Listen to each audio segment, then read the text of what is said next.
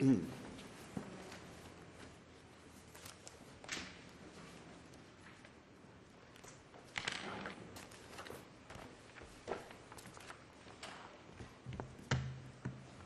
Counsel. Good morning. May it please the Court?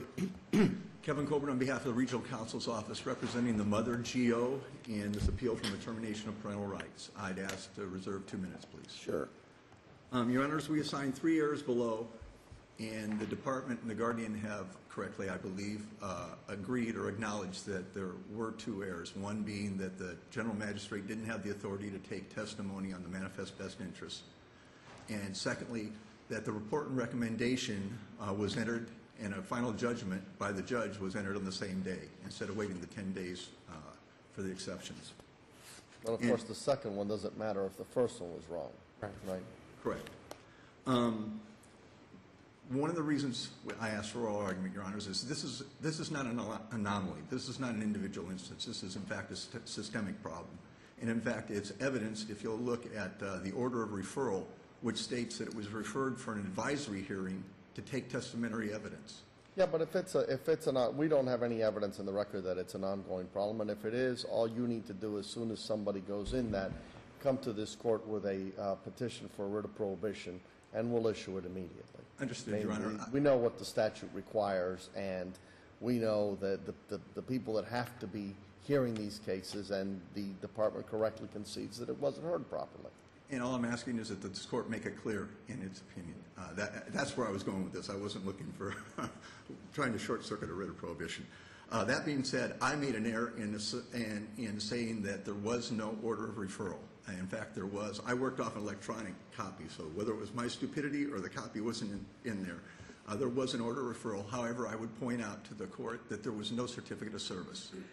And again, this goes to the problem that there needs to be service on the parent or the attorney at that hearing to invoke the 10-day rule for objection to the general magistrate. It's a form order. Most of the time what occurs in this court is the judge says, well, I'm sending this to the general magistrate to hear this, this, and this. And then that order is entered, but it's not necessarily served. And in fact, the certificate of service is missing on that one as it is on most. For that reason, I would argue that the parent, in this case the mother, did not waive her objection when her counsel appeared at the advisory hearing. Under the normal rules. Didn't the attorney, though, say at that hearing, yes, I spoke to her, I expect her to be here, and she didn't appear? No, it was quite the antithesis.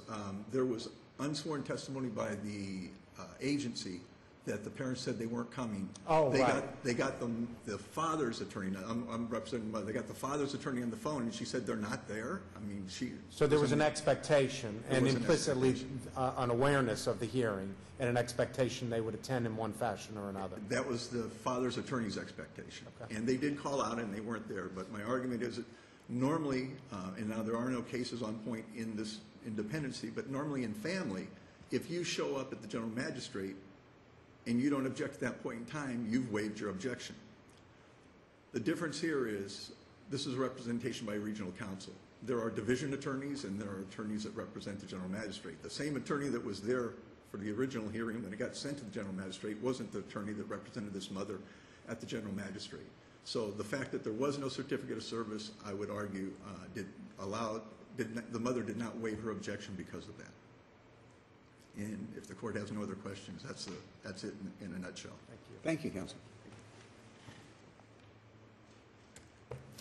May it please the court, Karla Perkins on behalf of the department along with Hillary Kambour for the Guardian Program. In terms of the order of referral to the general magistrate, which was entered on February 8th, I had to look through the record to try and clarify what occurred, because that's the only order from February 8th. And on page 140 of the record, it indicates on paragraph 17 for additional rulings that on February 8th, 2012, a case plan hearing occurred, which indicates that at that time was when the goal of the case plan was changed, because the prior JR order indicates that it was still reunification in January. So the case plan was obviously changed to one of goal of adoption, and therefore the court then entered that order of referral to the general magistrate. At that time, the mother would have had an attorney present at that hearing. So that order of referral, when entered, even though it does not indicate service, because the order of the court, whoever delivered it, we're not sure, but at that hearing, you know, the mother would have had counsel with her. Now, any problems with the advisory, you know, we agree that general magistrate should not have heard manifest Well, that's it. interest That testimony, answers but- the question. There's nothing more to do. We have to send this back and begin the petition for termination of parental rights and have a new hearing before a circuit court judge. Well, Judge, we would ask for it to go back solely for the general magistrate. I know what you'd ask for, but what happened here has to be undone and sent back. Okay, but in terms of clarification, we're asking for it only to go back for general magistrate to enter the order that the parent was not present, and then the court actually hear the manifest best interest. In terms of not having to, because the advisory, the parent has to be personally served for the advisory. This mother was personally served, and the summons indicates that she was personally served. So we're asking only for the fact that testimony was taken that they went looking for the mother, But called out for her. nothing matters that day. The court had no business conducting that hearing. Anything that occurred in that hearing was null and void. You're talking about, Yeah? you're talking about the testimony of the mother not being present in court? I'm talking about the discussion on the termination of parental rights and what was in the best interest in the hearing with the guardian ad litem. Oh, we definitely agree. That's not the point that we're asking for. We're just asking for the general magistrate to be able to enter an order which goes over to the judge saying that the mother was not present. That's all we're asking for. And then the court then takes over and does everything else. So in other words, we're not asking for the advisory to start What you're all over saying again. is you don't think the mother should have another opportunity to attend the general magistrate hearing and a new hearing be conducted if she is present. That's what you're saying.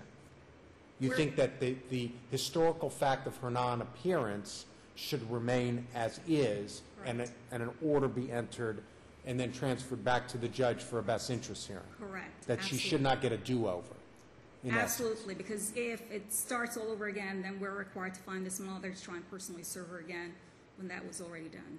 So that's what we're asking for. Nothing else? Thank you. Thank you, counsel.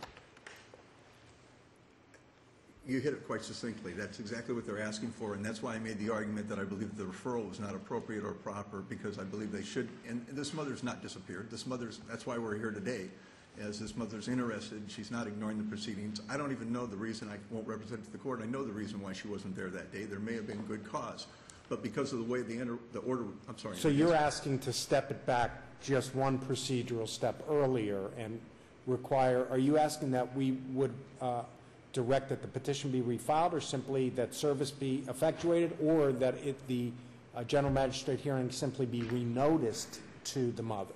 I believe it can be renoticed because she is represented. Technically, yes, she needs to be served. She was earlier served, though, right? She was earlier served. So is there a requirement that she be re-served if we simply reverse it for a new hearing at which notice can be sent to her or her counsel? You know, technically, I believe that is correct, because I believe in order to default them, they need to be personally served for that advisory hearing. So she would have to be personally served? She would have to be reserved. But again, she's not disappeared, Your Honor. We're here on her behalf. And, in order to default or to get a constructive consent, that person has to be put on notice of that particular hearing at that particular time. So, yes, we'd ask that it be stepped back. She'd be given the opportunity to appear again before the general magistrate.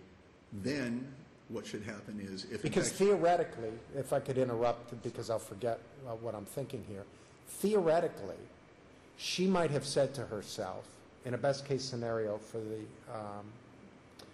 the state, well, I'm not going to show up at the general magistrate hearing because I know that I'm going to be able to go in front of the circuit judge and I'll be heard on the best interest testimony. Theoretically, she could have made that decision. And so if her decision to not show up was in any way influenced by the assumption that there would be a further best interest hearing in front of the judge, how do we know that that's not what influenced her to not appear? You're right. That's certainly a possibility. But that doesn't necessarily sway in your favor, because all they're asking for is have a new hearing only on the best interest where she can appear. Exactly. So that basically they're asking that the default go forward, the constructive consent be essentially not entered, but that it be recognized. And again, this goes back to my argument about the order referral not being served.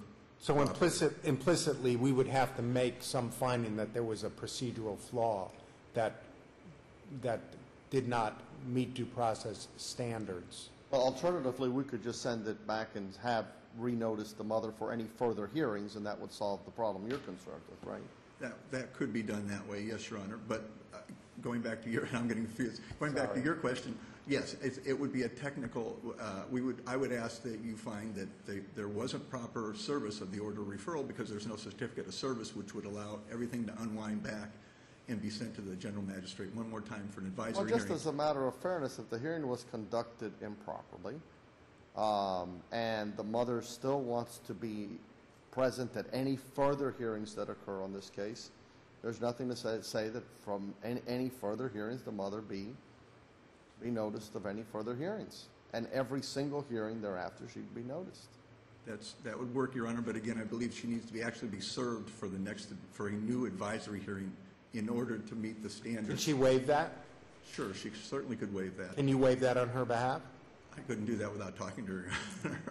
I'd love to do that if it would make life easier, but, and again, let me just say that when this gets sent back, hopefully for a new service and a new advisory hearing, that in fact when the general magistrate makes that determination that the mother is not present after being properly advised and she's been properly, the case has been properly referred to her, then it needs to go over, as my opposing counsel has suggested, it needs to go before the judge for manifest best interest, at which time the judge could enter a final judgment. At that point in time, I would think, taking formal recognition that the general magistrate, that she had not shown for the advisory hearing in front of the general magistrate.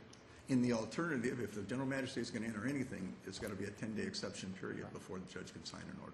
Thank you, counsel. Thank you, Your Thank you Honor. both very much. Thank you. We're going to be in a short recess for a panel change.